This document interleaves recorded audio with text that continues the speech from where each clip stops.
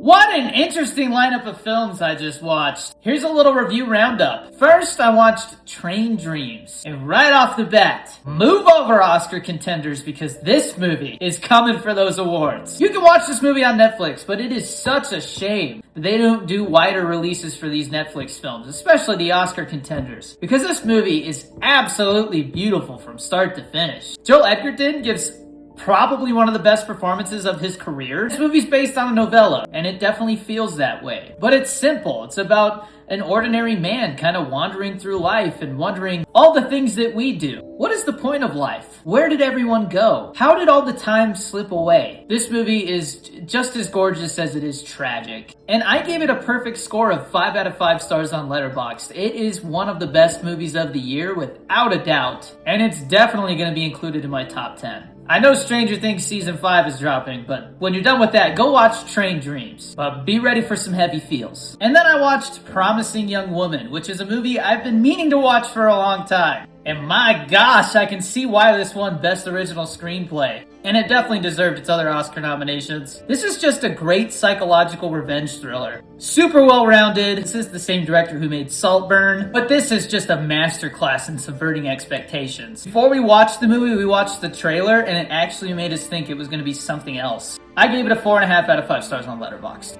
And then I finally watched Opus, which is a film that was shot here in New Mexico, and I actually auditioned for the interviewer in the suit at the end of the film. This movie's kind of a mess, but it's competently made. Like, it's shot well, the performances are committed. I think it's the script itself that's just a little too clunky. It just never really earns the big swings that it takes in the second half of the film. I've seen it compared to things like The Menu and Midsommar, anything to do with a cult. And while I think a lot of reviews that I read after watching it were a little too harsh on it, I can't see myself giving this a score higher than 2.5 stars. So I did not rate it on Letterboxd, but I did write a review. But there's a little review roundup. Tomorrow is Thanksgiving, so happy Thanksgiving. And Stranger Things Season 5 Volume 1 is dropping. So you already know that review's coming in the next day or so. But I hope you have a great Thanksgiving.